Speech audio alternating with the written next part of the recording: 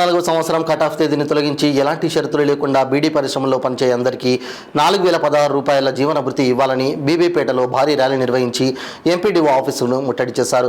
ఈ కార్యక్రమానికి ముఖ్య అతిథులుగా బహుజన బీడీ కార్మిక సంఘం BLTU రాష్ట్ర అధ్యక్షులు ఎస్ సిద్దిరాములు హాజరై బీడీ కార్మికుల సమస్యలను వెంటనే పరిష్కరించాలని, అదేవిధంగా వెంటనే బీడీ వర్కర్లకు 4016 రూపాయల జీవన భృతి ఇవ్వాలని ఆయన మీడియా సమావేశంలో తెలిపారు.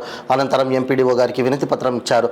ఈ కార్యక్రమంలో తెలంగాణ బహుజన బీడీ కార్మిక సంఘం BLTU రాష్ట్ర ప్రధాన కార్యదర్శి ఎం ఆంజనేయులు, రాష్ట్ర నాయకులు నగరపు ఎల్లయ్య, రాష్ట్ర కోశాధికారి సయ్యద్, కామారెడ్డి జిల్లా ఉపాధ్యక్షులు జిల్లా నాయకులు నాంపల్లి శ్రామిక శక్తి బీడీ వర్కర్స్ యూనియన్ రాష్ట్ర నాయకులు కుర్తి లింగం, BLTU జిల్లా నాయకులు గంగాధర్, ఎస్ రామచంద్ర, లక్ష్మీనారాయణ, శివానందం, నరసింహులు, శంకర్, రోజా, లక్ష్మీ తదితరులు పాల్గొన్నారు.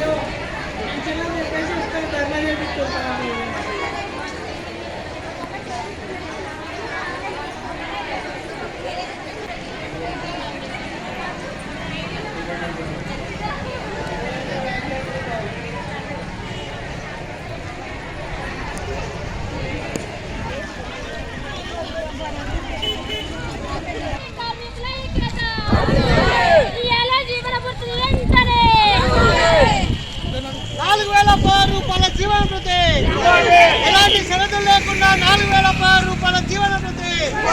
బీడీ కార్మికులకు ఎలాంటి షరతులు లేకుండా 4016 రూపాయల జీవన భృతి.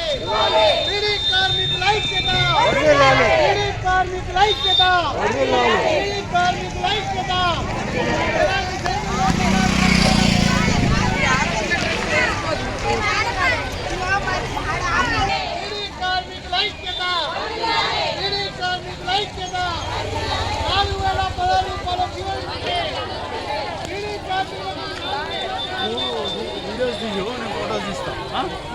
కమెంట్ చేస్తాను.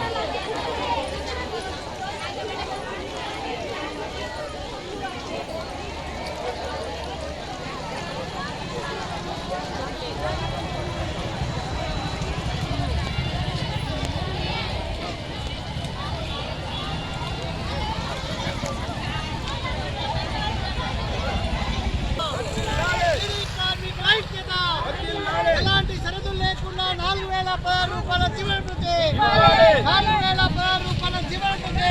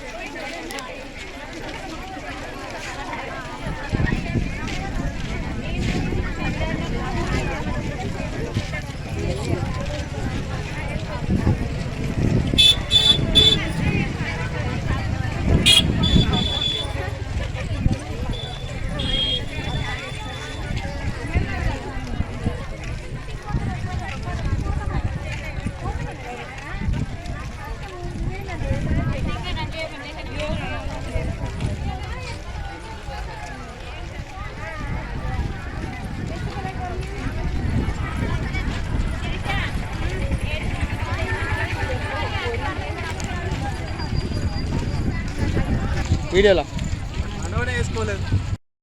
రాజ్యసభ సభ్యుడు అంటే నెల వచ్చిందంటే 12,50,000 జీతం తీసుకుంటున్నారు. మా బీడీ కార్మికులు ఏం పాపం చేశారు అని మళ్ళా పోరాటం చేస్తే మళ్ళా ఒక 200 కోట్లు రిలీజ్ చేసి ఏం చేసిండు? 2014 ఫిబ్రవరి 28వ తారీఖు కట్ ఆఫ్ డేట్ పెట్టి సిస్టానికి లాక్ వేసిండు. అది మెల్లగా 2018 దాకా జరుపుకొచ్చిండు. మళ్ళా 2018లో మళ్ళీ ఇవే ఓట్లు వచ్చినాయి. 2018లో మళ్ళీ మనం 2016 ఇస్తేనే ఓటు వేస్తామని అన్నామా? మనం అనలేం. 500 అయినా మళ్ళా బీడీ కార్మికుల ఓట్లు పడాలంటే మళ్ళా 2016 అన్నాడు.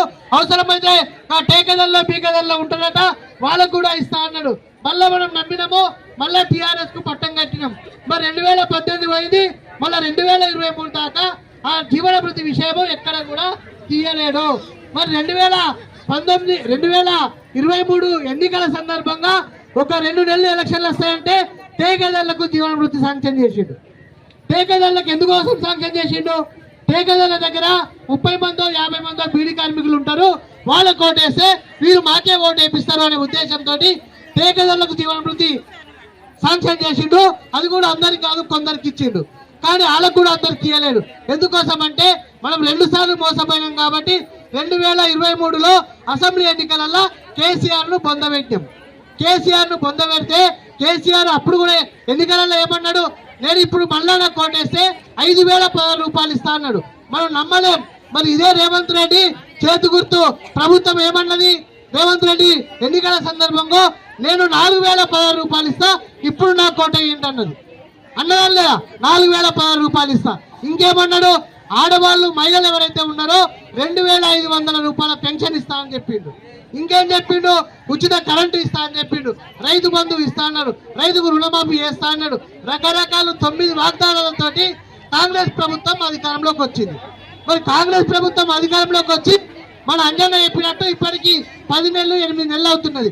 మరి ఈ జీవన భృతి ఎక్కడన్నా బీడీ కార్మికులకు ఇయ్యలేరు అని మనం ఓటేసి గెలిపించినటువంటి మన కామారెడ్డి బీజేపీ ఎమ్మెల్యే వెంకట రమణారెడ్డి కూడా ఎన్నికల సందర్భంగా మీటింగులు పెట్టిండు.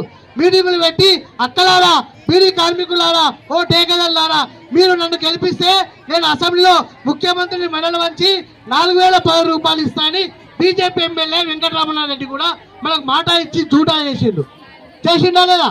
మరి వెంకట రమణారెడ్డి ఎక్కి ఏడాది అవుతున్నది. ఎప్పుడన్నా అసెంబ్లీలో ముఖ్యమంత్రితో కానీ అసెంబ్లీ సమావేశం నియోజకవర్గంలో నా బీడీ కార్మికులకు పింఛన్ ఇస్తలేరు అని ఎక్కడన్నా మాట్లాడిందా?